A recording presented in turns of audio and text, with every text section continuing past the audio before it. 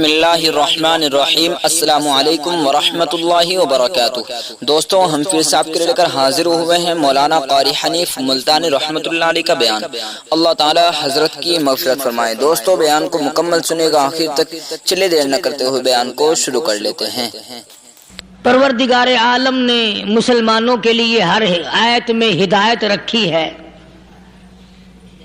فلاح و بہبود کی منزلیں یہ ہر آیت کے اندر اللہ پاک نے رکھ دی۔ کیا بتاؤں، آج تک میرے تیرے دل میں اس بات نے یقین نہیں پکڑا کہ یہ قرآن کریم اللہ کا کلام ہے یا کسی بندے کا کلام ہے۔ خود اللہ کی عظمت ہمارے دلوں میں کہاں ہے؟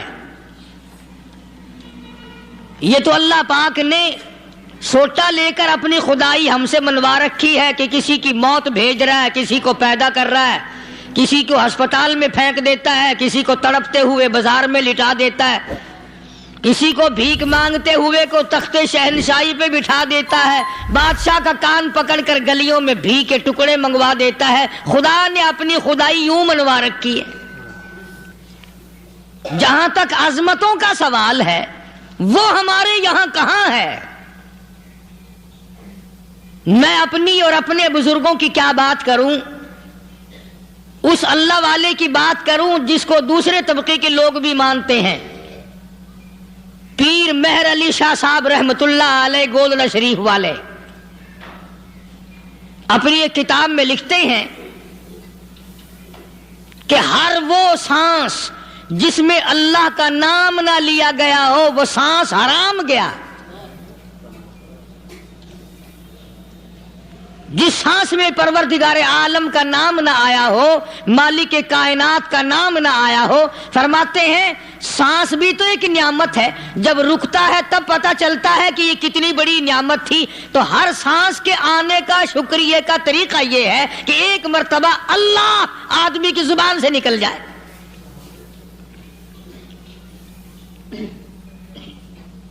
ابھی تو میری تیری نظروں میں اولاد نعمت ہے، کوٹھی نعمت ہے، بنگلہ نعمت ہے، کار نعمت ہے، پیسے نعمت ہے، لیکن اصل نعمت جو سانس آ رہی ہے اس کو جانتے ہی نہیں۔ اس کی سمجھ اس دن لگتی ہے جس دن یہ سانس رکتا ہے، پھر بنتا کچھ نہیں۔ تو قرآن کریم کی ہر صورت میں، ہر آیت میں، ہر پارے میں اللہ تبارک و تعالی جل شانہ نے اپنی ذات و صفات لوگوں کو سمجھائی۔ اور کمال ہے کہ مخلوق خالق کو نہیں پہچانتی۔ کس طریقے سے سمجھایا جائے؟ اب آپ بالکل ذرا ابتدا کی طرف آئیں۔ ہر چیز کا مٹیریل آپ کو معلوم ہے۔ ساری دنیا کہتی آتی ہے کہ گڑ ڈالو تو گڑ کا مزہ آئے گا، شکر ڈالو گے تو شکر کا مزہ آئے گا، جتنا خرچ کرو گے اتنا ہی مزہ آئے گا، ویسا ہی لطف آئے گا۔ یعنی ہر چیز کا جیسا مٹیریل ویسا ہی مال تیار ہوگا۔ کبھی انسان نے بھی غور کیا اپنے مٹیریل کی طرف کہ میں بنا کی چیز سے ہوں؟ کبھی آدمی نے بھی سوچا کہ میرا مٹیریل کیا ہے؟ حالانکہ قرآن کریم للکار کی آواز دیتا ہے، ثم جعلناہ نطفۃ فی قرار مکین،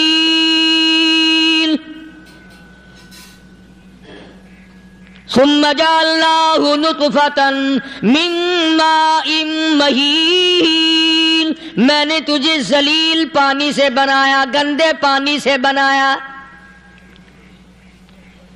هل أتى على الإنسان حين من الدهر لم يكن شيئا مذكورا، میں نے تجھے ایسی چیز سے بنایا جس چیز کا نام لینا بھی تیرے ماں باپ پسند نہیں کرتے تھے۔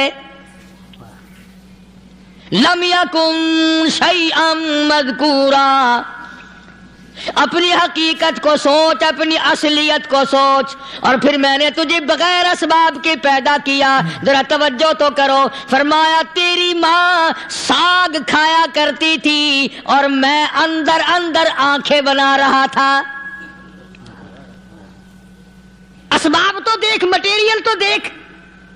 ماں ساگ کھاتی ہے، اندر آنکھیں بن رہی ہیں جو سارے جہان کو دیکھ لیں۔ اماں گاجریں کھاتی ہے اندر دل بن رہا ہے، اماں روٹیاں کھاتی ہے اندر دماغ تیار ہو رہا ہے، اماں دال کھاتی ہے اندر زبان تیار ہو رہی ہے۔ کس نے بنائے؟ فرمایا آؤ، کبھی تم نے آسمان دیکھ کر تمہاری سمجھ میں نہیں آتا، ستاروں سے میں سمجھ میں نہیں آتا، چاند کو دیکھ کر میری خدائی سمجھ میں نہیں آتی، سورج کو دیکھ کر میری خدائی سمجھ میں نہیں آتی، اور چل تو اپنے اصلیت کی طرف تو دیکھ کر مجھے مان جا، اپنے مٹیریل تو دیکھ۔ فرمایا تیری اماں ہزاروں چیزیں، سبزیاں، ترکاریاں، دال، گوشت کھاتی ہے، اندر ہڈیاں بن رہی ہیں، ادھر چائے کا پانی پیتی جاتی ہے تیری اماں، میں اندر اندر کتنا بہترین چہرہ بناتا جا رہا ہوں۔ فرمایا یخلقکم فی بطون امہاتکم خلقا من بعد خلق فی ظلمات ثلاث،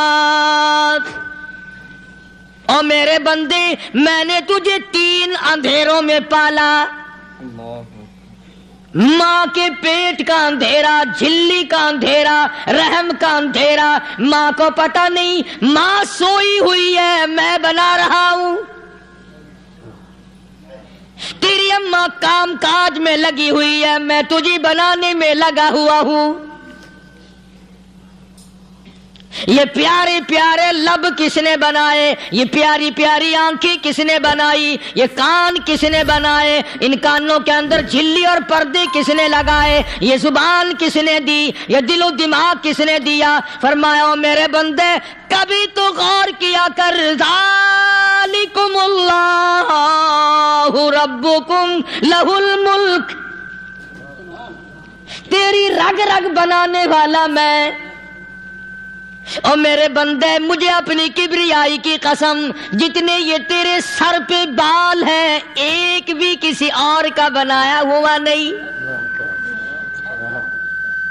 شکل تو کجا، لب تو کہاں، آنکھیں تو کون بنائے گا، ہاتھ تو کون بنا سکتا ہے، پیر تو کون بنا سکتا ہے، دل و دماغ تو کون بنا سکتا ہے، دماغ کے اندر سونگھنے کی طاقت کس نے رکھی، زبان کے اندر بولنے کی طاقت کس نے رکھی، چکھنے کی طاقت کس نے رکھی، ہاتھ کے اندر پکڑنے کی طاقت کس نے رکھی، پیر کے اندر چلنے کی طاقت کس نے رکھی، کانوں کے اندر سننے کی طاقت کس نے رکھی؟ فرمایا ذالکم اللہ ربکم، اور میرے بندے جب یہ سب کچھ کرنے والا میں اور میری یہ بات بھی مان جا تیرا رب میں ہوں، کوئی نہیں میرے سوا تیری بگڑی بنانے والا، تیری مشکل کشائی کرنے والا کوئی نہیں، تیری حاجت روائی کرنے والا کوئی نہیں، تیری بگڑی بنانے والا کوئی نہیں۔ فرمایا تیری تو کیا مجال ہے، بڑے بڑے جب پھنسے سب نے میری ذات کو پکارا، فلما نجاہم الی البر اذا ہم یشرکون، جب آرام پہنچتا ہے، جب میں دولت دے دوں، اولاد دے دوں، مال دے دوں، مقدمے سے بری کر دوں، تندرستی عطا کر دوں، اللہ پاک فرماتے ہیں جب تو یوں کہتا ہوا عدالت سے نکلتا ہے نا فلانے بزرگ نے مینوں بری کرا دیتا، فرمایا میرا غضب جوش میں آتا ہے تیرے پیر پکڑ کر پٹک پٹک کے تجھے زمین میں ماروں، کیا میں نے نام غیروں کا، تو خود گوارا نہیں کر سکتا، جو تیری ہو وہ کسی سے آنکھ لڑائے، اور میں کیسے گوارا کروں بندہ میرا سر دوسرے کے آگے جھکائے،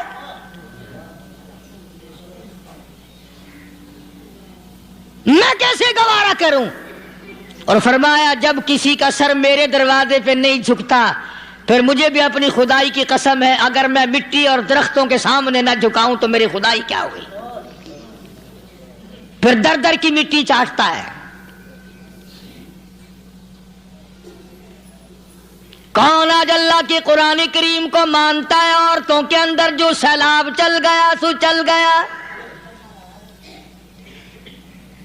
جو بات چل نکلی سو چل نکلی. فرمایا یا ایھا الناس،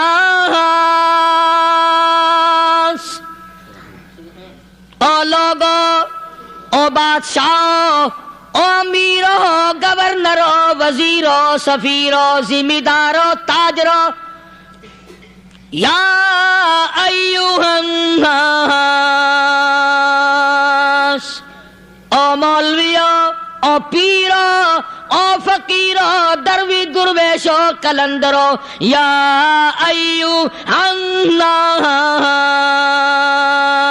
او لوگو، اتقوا ربکم، ڈرو اس پروردگار سے جس کے ایک حکم سے سارا نظام عالم ذرہ ذرہ ہو کر برباد ہو جائے گا.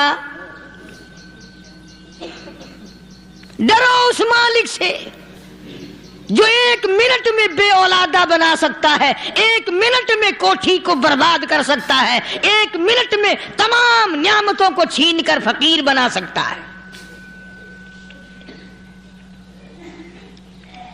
بس ہم کہتے ہیں، آپ سنتے ہیں، دل میں یہ باتیں جمتی نہیں.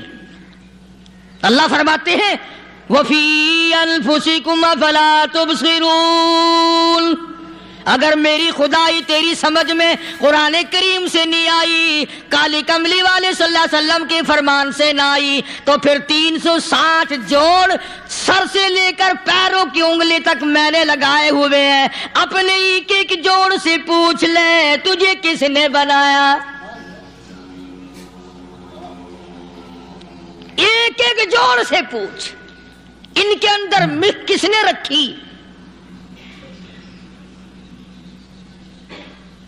نشیب و نما تو دیکھ، تخلیق تو دیکھ آدمی کے اللہ پاک نے کس طریقے سے بہتر صورت میں بنائی ہے. اور ظاہر ہے اللہ نے کسی کی امداد نہیں لی کہ آؤ ذرا کان بنوانا جی اچھے سے، ذرا آپ کی فرم آنکھ بنانے والی ہے، آنکھ آپ کی ہو جائے، زبان میری ہو جائے، بندہ بن جائے گا. فرمایا نہیں، دنیا کے کام کرتے پھرو، بناتے پھرو، چلتے پھرو. فرمایا میرے بندے کا بال تم کوئی ساری دنیا کے سائنسدان، ٹیکنالوجی کے ماہر مل کر بنا ہی نہیں سکتے. تو فرمایا اتقوا ربکم، ڈرو اس پروردگار سے. ڈرنے کا یہ مطلب نہیں کہ نماز پڑھنے مسجد میں آ جاؤ. فرمایا اتقوا ربکم، دکان پہ بیٹھا بیٹھا بھی ڈر، کارخانے میں کام کرتا کرتا بھی ڈر، مزدوری کے لیے جاتا تبھی ڈر، گلی میں سے گزرتا ہوا بھی ڈر. اتقوا ربکم، ڈر اس پروردگار سے. مال خریدتا ہوا بھی ڈر، بیچتے وقت بھی ڈر، لوگوں کی بہن بیٹیوں کے پاس سے گزرتا ہوا بھی ڈر. اتقوا ربکم، ڈر اس پروردگار سے جس سے چھپنے کا تیرا سوال ہی پیدا نہیں ہوتا. فرمایا اتقوا ربکم واخشوا یوما لا یجزی والد عن ولدی ولا مولود هو جاز عن والدہ شیئا.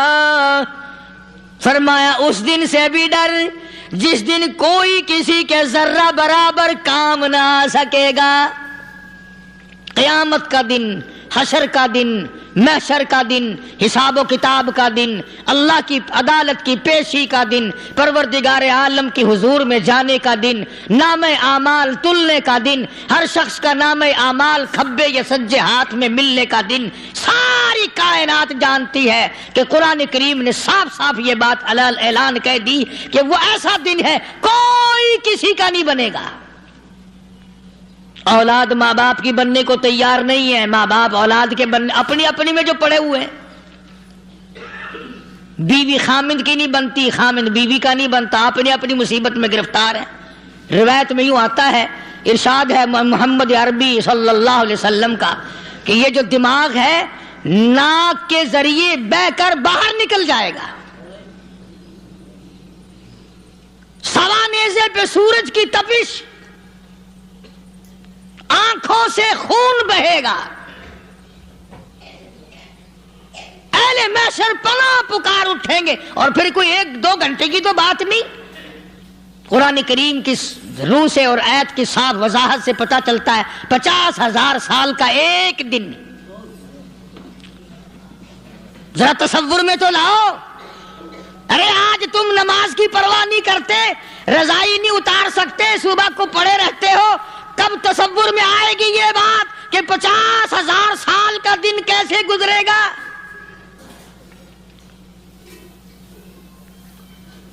اب تو صبح کو عورت نہیں اٹھتی, مرد نہیں اٹھتا, شام کو یوں ہی کھا پی کر گدھے کی طرح بغیر نماز پڑھے سو جاتے ہیں, پرواہ ہی نہیں.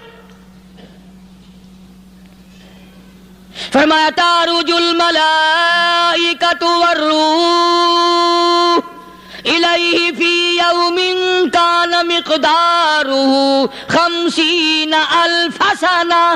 50,000 سال کا ایک دن. درخت نہیں, چھاؤں نہیں, کند نہیں, کوٹھی نہیں, بنگلہ نہیں, سمندر ختم, دریا ختم, نہر ندی نالے ختم, چشمے ختم, نلکے کنویں ختم, پانی کا نام و نشان نہیں. نظام عالم کو پہلے برباد کیا جائے گا, پھر یکدم سارا وجود ملا لیا جائے گا. اذا السماء انشقت, یہ آسمان کڑاک کڑاک کر کے پھٹ پڑے گا. وَإِذَا النُّجُومُ انْكَدَرَتْ, ستارے زمین پہ دھڑام دھڑام کر کے گریں گے. وَإِذَا الْأَرْضُ مُدَّتْ, زمین بوریے کی طرح سے لپیٹ دی جائے گی. وَإِذَا الْجِبَالُ سُيِّرَتْ, یہ بڑے بڑے پہاڑ ہوا میں کپاس کی طرح اڑتے پھریں گے. تمام کے تمام علامات قرآن کریم بتا رہا ہے. اور آج مسلمان ہے, میں خود ہوں, آپ ہیں, میں قسم کھاتا ہوں کہ ہمیں خدا کے کلام پہ یقین کوئی نہیں. اگر یقین ہو پھر یہ غفلت. صحابی مدنی کریم صلی اللہ تعالی علیہ وسلم کا ساری رات کروٹیں بدلتا ہے. صبح ہوئی بیٹی نے پوچھ لیا, ابا جان میں ساری رات دیکھتی رہی, آپ کو نیند نہیں آئی, کیا کوئی تکلیف ہے؟ دیکھنے والی بیٹی کے بھی قربان جاؤں, بے چین ہونے والے ابا کے بھی قربان جاؤں. آخر بیٹی بھی جاگ رہی ہوگی تبھی تو دیکھا ہوگا. کہنے لگے ابا میں نے ساری رات کروٹیں بدلتے دیکھا, کیا بات ہے, آج نیند کیوں نہیں آئی؟ فرمایا لختے جگر او نور نظر, او میری بیٹی کل قرآن کریم کی ایک آیت سن کے آیا ہوں, ثم لم یتوبوا فلہم عذاب جہنم ولہم عذاب الحریق.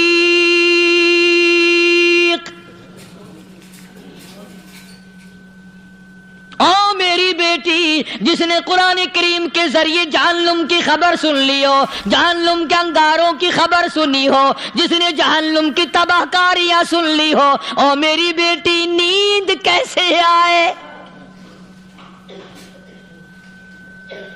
کیسے نیند آئے؟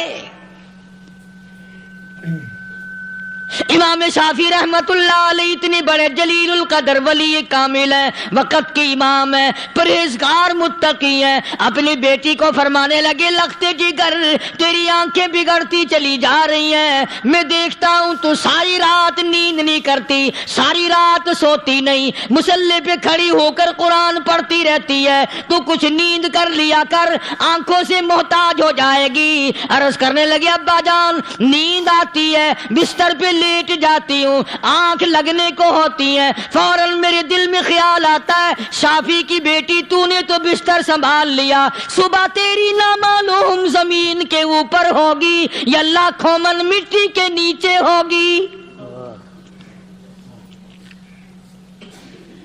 پھر میری نیند اکھڑ جاتی ہے، پھر کھڑی ہو کر خدا کا قرآن پڑھتی ہوں۔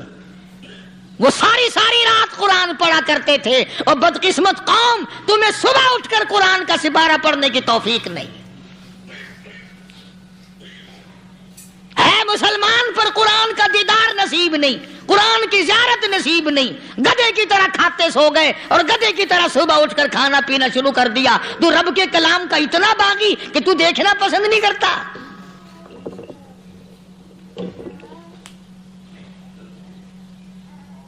اور دنیا کی چیز اگر گھر میں نہ ہو، ٹھنڈے ٹھنڈے سانس مارتے ہیں عورتیں بھی، ہاں جی اپنی زمین کوئی نہیں نا، اپنی ہاں جی مکان اچھا اپنے پاس کوئی نہیں، فلاں چیز اپنے پاس کوئی نہیں۔ کبھی کسی نے ٹھنڈا سانس مارا کہ ہم 10 آدمی ہیں گھر کے، ایک آدمی بھی قرآن پڑھنے والا نہیں، ہم سارے کے سارے پتہ نہیں کیسے اکٹھے ہو رہے ہیں۔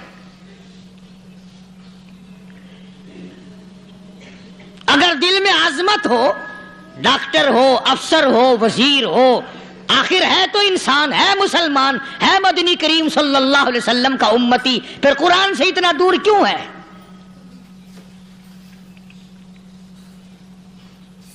تو اللہ پاک جل شانہ نے فرمایا میرے بندے ہر حال میں ڈر، ہاں تیری ساری چلاکیوں کو میں جانتا ہوں، تیری ساری ہوشیاریوں کو میں اچھی طرح جانتا ہوں۔ فرمایا وہ دن دور نہیں، آیا وقت قیامت کا، آیا، کوئی کسی کے کام نہیں آئے گا۔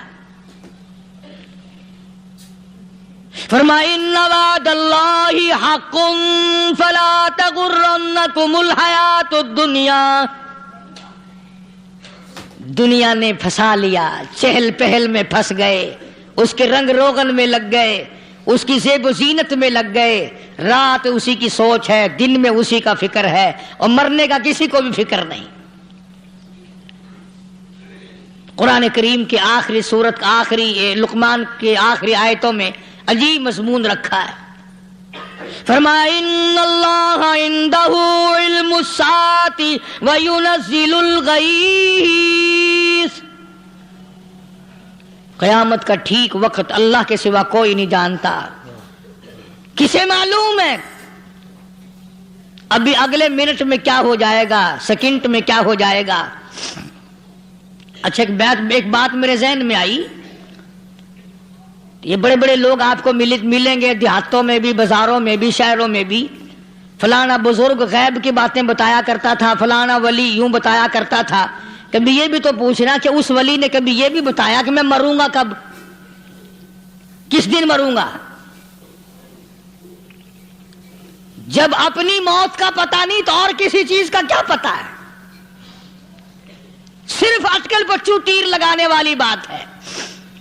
ابھی چند مہینے ہوئے یہاں میرے پاس چند نوجوان آئے ملتان شہر سے، اور کہنے لگے کہ 25,000 کی چوری ہو گئی ہے، بتا کدھر کون لے گیا، کدھر لے گیا؟ میرے پاس آئے یہاں، میں نے کہا بتا دوں گا پر آدھے لوں گا۔ کہنے لگا نہیں دیکھا نا جی اتنا تو نہ کرو۔ اور میں نے کہا وہ سارے ہی چلے گئے یار، یقین کرو میں یہاں چارپائی میں بیٹھا ہوں دروازے کے باہر، عصر کے بعد پوری پارٹی آئی اسی شہر کی کہ 25,000 روپیہ گم ہو گیا ہے، بتا کدھر گیا ہے؟ سب لوگ کہتے ہیں قاری حنیف بتاتا ہے، سنو قاری حنیف بتاتا ہے، قلعہ کرا دوں گا میں۔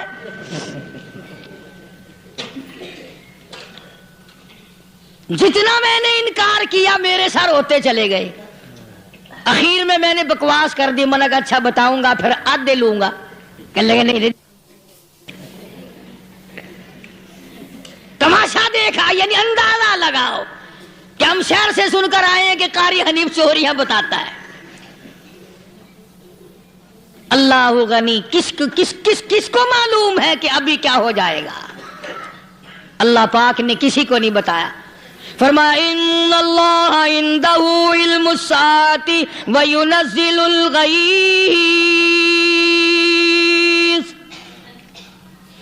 قیامت کا ٹھیک وقت کسی کو معلوم نہیں، بارش کا کوئی پتہ نہیں کب ہوگی، کتنی ہوگی۔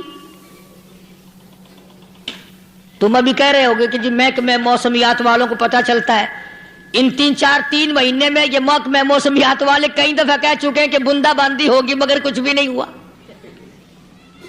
بلکہ جتنے یہ زیادہ بتلاوے نا اتنا ہی موسم خراب ہوتا چلا جاوے۔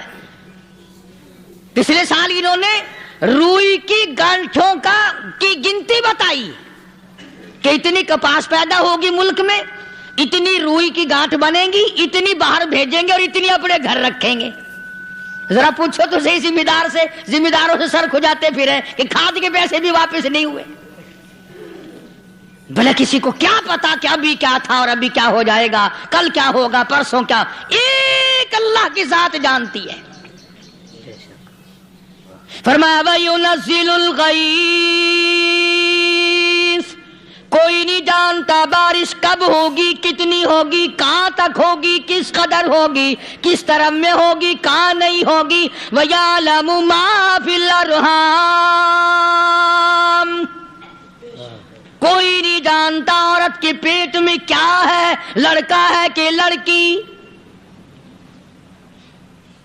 باپ کو پتا نہیں، ماں کو پتا نہیں، دادی کو پتا نہیں، نانی کو پتا نہیں، یوں کہ کسی کو پتا ہو یا نہ ہو، حضرت صاحب کو پتا لگ جاتا ہے۔ حضرت صاحب کو کیوں؟ حضرت صاحب ٹھڈ دے اندر وڑدا ہوندا ہے۔ تماشا دیکھ، کوئی کسی کو پتا نہیں چلتا، اور خدا نے اپنی خدائی کسی کو تقسیم کر کے دینی نہیں۔ لم یلد ولم یولد، نہ میرے ماں باپ، نہ میں کسی کا باپ، نہ میری اولاد، نہ میں کسی کی اولاد۔ اللہ الصمد، بے نیاز، بے مثل، بے مثال ہوں، ہمیشہ سے ہوں اور ہمیشہ رہوں گا۔ سام میرے محتاج ہو، میرے دروازے کے گداگر ہو، میرے دروازے کے فقیر ہو، میرے دروازے کے دستے نگر ہو، آؤ مانگو کھاؤ، موت آئے مر جاؤ۔ اگر اکڑو گے، فرمایا پھر میں نے بڑی بڑی سزائیں دی ہیں لوگوں کو۔ ہاں میں تو توبہ بھی منہ سے نہیں نکلنے دیتا، کلمہ تو کلمہ ہائے نہیں کرنے دیتا میں۔ جب میں موت کا پیغام دوں، یکدم دل کی حرکت بند ہو جاتی ہے، آئے بھی نہیں، اوئی بھی نہیں، اف بھی نہیں، کچھ بھی نہیں۔ فرمایا وَيَعْلَمُ مَا فِي الْأَرْحَامِ، کسی کو پتا نہیں عورت کے پیٹ میں کیا چیز ہے۔ دیکھو نا، جس نے 9 مہینے بچہ پیٹ میں رکھا، جب بچہ پیدا ہوتا ہے نا، خود ماں بھی کان لگاتی ہے، بتائیں گی لڑکا ہے کہ لڑکی ہے۔ بےتابی سے انتظار کرتی ہے، بڑی بے قراری سے انتظار کرتی ہے عورت کہ یہ دائی بول لے، کوئی اور پاس والی بول لے، کوئی اور چھوٹی بڑی گھر کی عورت بول کے بتائے کہ لڑکا ہے کہ لڑکی ہے۔ اور جس نے 9 مہینے پیٹ میں رکھا، جب اس کو پتا نہیں تو پرلی طرف بیٹھے ہوئے حضرت صاحب کو پتا کیسے چل گیا۔ وَيَعْلَمُ مَا فِي الْأَرْحَامِ، زیادہ سے زیادہ تمہیں یہ کہیں گے جی فلاں بزرگ نے دعا کی تھی، اللہ میاں لڑکا دے گا، لڑکا ہو گیا، ٹھیک ہے، دعا تو بھی مانگ، بزرگ بھی مانگے، پیر بھی مانگے، فقیر بھی مانگے، عالم بھی مانگے، ماں بھی مانگے، باپ بھی مانگے، خاندان سارے مانگو۔ بات یہ ہے مانگو تو سارے، پر یوں کہو دینے والا وہ ایک ہے بس، یہ ہے اصل بات۔ اور مانگنے کی تو کوئی کسی کی وہ نہیں۔ امام الانبیاء محبوب کبریا حضرت محمد مصطفیٰ صلی اللہ تعالی علیہ وسلم سیدہ عائشہ صدیقہ رضی اللہ تعالیٰ عنہ فرماتی ہیں، میں سوئی ہوئی تھی، اچانک میری آنکھ کھلی، میں نے کالی کملی والے کو سجدے میں دیکھا، رو رہے ہیں، دعائیں مانگ رہے ہیں، رو رہے ہیں۔ حضرت عائشہ فرماتی ہیں اللہ اکبر، فرماتی ہیں اتنے روئے سرکار مدینہ صلی اللہ علیہ وسلم، سانس رک گیا، سانس گھٹ گیا آپ کا۔ حضرت عائشہ فرماتی ہیں میں اپنا جگر پکڑ کے بیٹھ گئی، کہیں آج بیوہ تو نہیں ہو جاؤں گی۔ نبی نے اتنا مانگا، اتنا مانگا، اتنا مانگا، اس کائنات میں مانگنے والا کوئی آیا ہی نہیں۔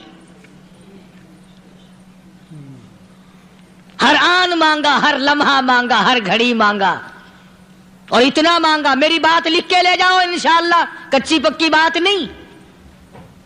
سیدہ عائشہ صدیقہ رضی اللہ تعالیٰ عنہا گواہ ہے، سیدہ فاطمہ الزہرا رضی اللہ تعالی عنہا گواہ ہیں، نبی کی گھر والی گواہ، نبی کی لخت جگر نوری نظر فاطمہ الزہرا گواہ، فرماتی ہیں حضور کریم صلی اللہ علیہ وسلم کا جب آخری وقت آیا، آواز بالکل ختم ہو گئی، آواز بالکل پست ہو گئی، پھر بھی لب حرکت کرتے تھے، لب حرکت کرتے تھے، دونوں کی دونوں فرماتی ہیں ہم نے کان لگایا، آواز تھی ربی حبلی امتی، ربی حبلی امتی، اور میرے مولا میری امت کو معاف کر دے۔ اور خدا کی قسم کالی کملی والے نے آخری سانس تک مانگا ہی مانگا۔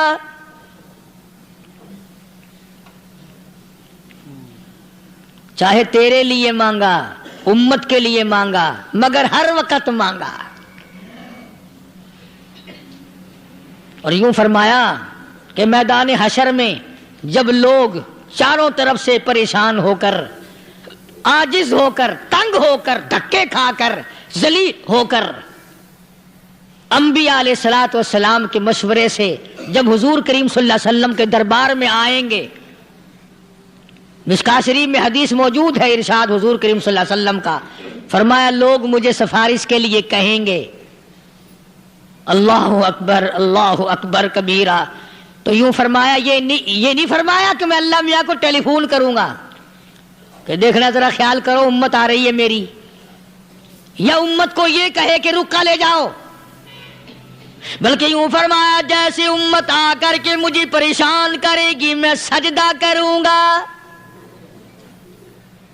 میں سجدہ کروں گا، اس وقت بھی سر میرا در تیرا، جھولی میری عطا تیری۔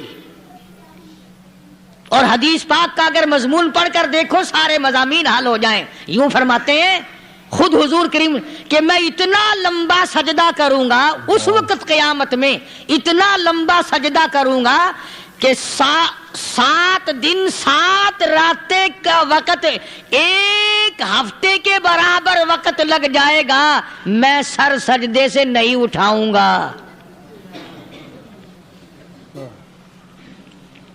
اتنا لمبا سجدہ کروں گا کہ 1 ہفتے کے مقدار وقت لگ جائے گا۔ یہ مقدار کیوں فرمایا؟ قیامت کا دن ہے نا، دن ڈھلنا نہیں، چھپنا نہیں، رات آنی ہی نہیں، رات تو ہے ہی نہیں نا، اس لیے فرمایا 1 ہفتے کی مقدار دن لگ جائے گا، وقت ختم ہو جائے گا پورا ہفتے کے برابر۔ اس کے بعد اللہ پاک مجھے فرمائیں گے ارفع راسک یا محمد صلی اللہ علیہ وسلم، میرے محبوب سر اٹھاؤ، سل مانگو توتا دوں گا، مانگو دیا جائے گا، سوف یعطیک ربک فترضی، تیرا رب تجھے راضی کر دے گا۔ صحابہ اکرام رضوان اللہ تعالی علیہ مجمعین نے عرض کر دیا یا رسول اللہ صلی اللہ علیہ وسلم آپ کس وقت راضی ہوں گے؟ کتنے لوگ جنت میں چلے جائیں گے، دوزخ میں چلے جائیں گے، آپ کس وقت راضی ہوں گے؟ خدا کی قسم اس محسن کائنات کا کیا کہنا کالی کملی والے نے جو ہم پر مہربانی فرمائی۔ یوں فرمایا جب تک ایک ایک امتی کلمہ پڑھنے والے کا ہاتھ پکڑ کر جنت میں نہ لے جاؤں میں محمد الرسول اللہ کو چین نہیں آئے گی، ایک ایک کو لے جاؤں گا اور چین نہیں آئے گا مجھے اس وقت بھی۔ تو عرض یہ کر رہا تھا کہ قرآن کریم نے اور تمام چیزوں میں عقیدے کا سدھار کہ عقیدہ بناؤ، یہ جو عقیدہ ہے نا اس کی حیثیت ایسی ہے جیسے پہلی اینٹ عمارت کی، اگر اینٹ ٹیڑھی ہو گئی تو ساری عمارت ٹیڑھی ہو جائے گی، اگر عقیدہ صحیح نہیں تو سارے اعمال ٹیڑھے ہو جائیں گے، اور اگر عقیدہ صحیح ہے تو اعمال بھی اور تمام افعال بھی اخلاق بھی تمام کی بنیاد جو ہے وہ صحیح رہے گی اور اچھی توفیق ہوگی۔ یہ عربی کلمہ ہے، آپ اور میں اگر کلمے کا معنی سمجھ لیں پھر بھی بات بنتی ہے، یہی تو معنی لا الہ الا اللہ، کوئی نہیں बिगड़ी बनाने वाला कोई नहीं, हाजत रवा कोई नहीं, मुश्किल कुशा कोई नहीं, तेरा हाथ पकड़ने वाला कोई नहीं, मुझे और आपको औलाद देने वाला कोई नहीं, बीवी बच्चे देने वाला कोई नहीं, ये हर रोज रोटी खिलाने पानी पिलाने वाला उसके सिवा कोई नहीं, इल्लल्लाह, एक अल्लाह की जात है। और फरमाया कि ये बताया किसने कि ये सब कुछ करने वाला कौन है? मुहम्मदुर रसूलुल्लाह सल्लल्लाहु अलैहि वसल्लम, कि हमारे आका और मौला हजरत मुहम्मदुर रसूलुल्लाह सल्लल्लाहु अलैहि वसल्लम ने बताया। तो कुरान करीम की आयतों ने वजाहत कर दी, वमा तदरी नफ्सुम माज़ा तक्सिबु गदा, किसी को पता नहीं कल क्या हो जाएगा, सुबह को क्या हो जाएगा, शाम को क्या हो जाएगा। वमा तदरी नफ्सुम बिअय्यि अर्दिन तमूत, कोई नहीं जानता मौत किस जगह पे आएगी। किसे मालूम है कि मेरी कब्र कहां बनेगी? कोई नहीं जानता मेरे इस बदन को जानवर खा जाएंगे। किसी को इल्म नहीं है कि कब्र का गड़ा मिलेगा कि ना मिलेगा, कफन मिलेगा कि ना मिलेगा, नमाज जनाजा नसीब होगी कि ना होगी, गुस्ल नसीब होगा कि ना होगा, कोई नहीं जानता। कलमा पढ़ते मौत आएगी या कंजरी के गाने सुनते गाते मौत आएगी। किसको इल्म है कि आखिरी कलाम जो दुनिया में होगा वो दुरूद पाक होगा या कुरान करीम होगा या दुआ होगी या इस्तिग़फ़ार होगा, और या गाली मुंह से निकलेगी, दम निकल जाएगा। किसे मालूम है? इसलिए फरमाया वमा तदरी नफ्सुम बिअय्यि अर्दिन तमूत, कोई नहीं जानता मौत सुबह आएगी या शाम आएगी, बीवी बच्चों के सामने आएगी या अस्पताल में, कोई पास होगा भी या कि नहीं जिस वक्त मौत आएगी, किसे मालूम। सजदे में आएगी या कंजरी की गोद में आएगी, क्या पता। फिल्म में आएगी या मस्जिद में आएगी। पिछले दिनों एक जगह एक आदमी ने सुबह की अजान दी, बड़ी अच्छी अजान दिया करता था, अल्लाह का नाम बुलंद किया, जमीन पे बैठा और खत्म। फजर की अजान दी, जो सुने उन्होंने कहा यार अभी तो अजान दी थी, बस अल्लाह की तरफ लोगों को बुलाया और खुद दुनिया से रुखसत हो गया। हाँ, किसी की मौत यूं भी आया करती है, किसी की सजदे में आ जाती है, किसी की मुराकबे में आ जाती है। अल्लाहु अकबर। किसी की नमाज में आए, अल्लाह की तरफ ध्यान लगे, ऐसा लगे कि लगी जाए वो चला ही जाए। हमारे उस्ताद मोहतरम मौलाना अब्दुल खालिक साहब रहमतुल्लाह अलैह यहाँ कबीर वाले में थे, बहुत बड़े आलिम, जय्यद आलिम, समंदर थे इल्म के। बस सुबह की नमाज के बाद मुराकबे में बैठे अल्लाह अल्लाह कर रहे हैं, बस जैसे अत्तहियात में बैठते हैं ना, इसी तरीके से बैठे थे। दिन चढ़ गया, भतीजे ने आकर के कहा हजरत नाश्ता तैयार है, जवाब कोई नहीं। फिर कुछ देर के बाद आया कि हजरत नाश्ता तैयार है, जवाब कोई नहीं। और दिन चढ़ गया, हाथ लगा के देखा कि हजरत तो पहुंच गए अल्लाह के यहाँ। किस हालत में? ऐसी अल्लाह अल्लाह अल्लाह से लो लगाई कि अल्लाह ही के यहाँ चले गए। और इन अल्लाह वालों के पास इस नियत से लगा करो, मेरी आखिरत बन जाए, मेरी कब्र बन जाए, मेरा आखिरी कलाम जो दुनिया में हो वो कलमा हो, इस्तिग़फ़ार हो, दुरूद पाक हो, कुरान करीम हो, फिर तो मजा है। और अगर हाय हाय हाय हाय करते मर गए तो क्या हुआ? फरमाया इन्नल्लाह अलीमुल खबीर, मैं खुदा की साथ तमाम चीजों से वाकिफ हूं। मुझे तो पता है ना, तेरे एक एक सांस का पता है, तेरी रग के एक एक खून के कतरे का मुझे पता है। इसलिए कहा करता हूं कि आदत डालो दुरूद शरीफ पढ़ते हुए चलने फिरने की, कलमा कलाम पढ़ते हुए चलने फिरने की, इस्तिग़फ़ार करते हुए चलने फिरने की। पहले जमाने में जब ठोकर लगती थी तो लोग सुभान अल्लाह कहते थे, अल्लाहु अकबर, अस्तगफिरुल्लाह। अब गाली मुंह से निकलती है। اب گالی منہ سے نکل رہی، گالیاں بکتے ہوئے لوگ مر رہے ہیں۔ حضرت معاذ بن جبل رضی اللہ تعالیٰ عنہ مدینہ پاک میں بیمار ہے، آخری وقت ہے۔ صحابہ کی ایسی ایسی موت آیا کرتی تھی، چاروں طرف جتنے گھر والے بیٹھے ہیں، اماں بھی، بیٹی بھی، گھر والی بھی، بہن بھی، بھائی بند بھی، قبیلہ بھی، خاندان بھی، مدینہ شہر ہے، کالی کملی والے کا شہر ہے، حضرت معاذ بن جبل کا آخری وقت ہے، چاروں طرف بیٹھنے والے بھی تلاوت کر رہے ہیں قرآن کریم کی، خود معاذ بن جبل بھی تلاوت فرما رہے ہیں۔ اچانک حضرت معاذ رضی اللہ تعالیٰ عنہ رونے لگے، روئے حضرت معاذ۔ یہ وہ جوان ہے جس کو رخصت فرمانے کے لیے یمن کا گورنر بنا کر کے بھیجا حضور صلی اللہ علیہ وسلم نے۔ حضور صلی اللہ علیہ وسلم اس کو روانہ فرمانے کے لیے کئی میل پیدل تشریف لے گئے۔ ہاں حضور کے صحابہ۔ تو معاذ بن جبل جب رونے لگے تو گھر والوں نے پوچھا کیوں؟ کوئی بیٹھا ہوگا نا، کہنے لگا ڈر گئے، موت سے ڈر رہے ہو، موت سے ڈر کے رو رہے ہو؟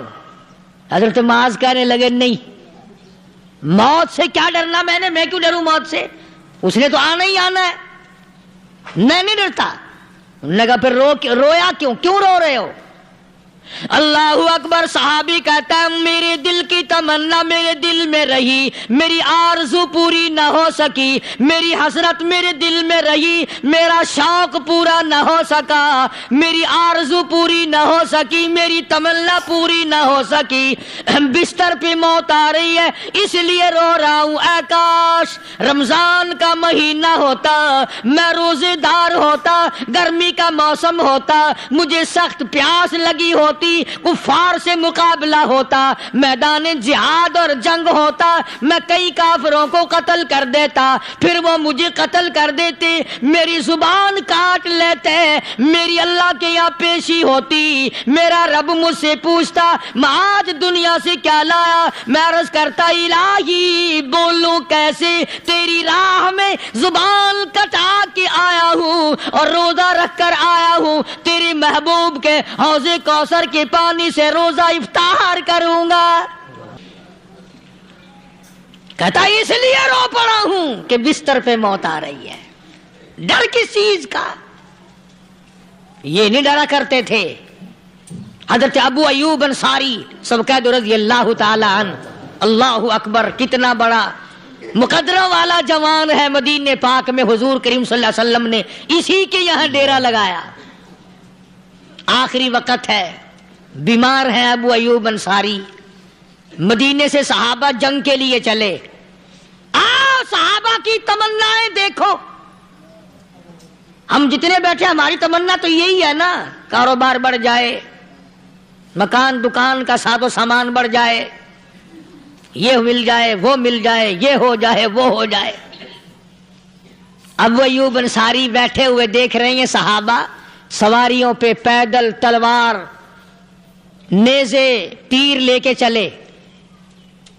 ابو ایوب انصاری کہنے لگے کہاں چلے ہو؟ کہ جہاد فی سبیل اللہ کے لیے۔ کہنے لگا مجھے بھی لے چلو۔ سمجھ رہے ہیں آپ سارے؟ فرمایا مجھے ساتھ لے چلو۔ کہا کمال ہے، بیمار آدمی اور جنگ میں بیمار کا کیا کام ہے، کیا کرو گے؟ نے کہا مہربانی کرو، احسان کرو مجھ پر، مجھے ساتھ لے کے چلو۔ خدا کے بندے بیمار ہے، کرے گا کیا میدان جہاد میں؟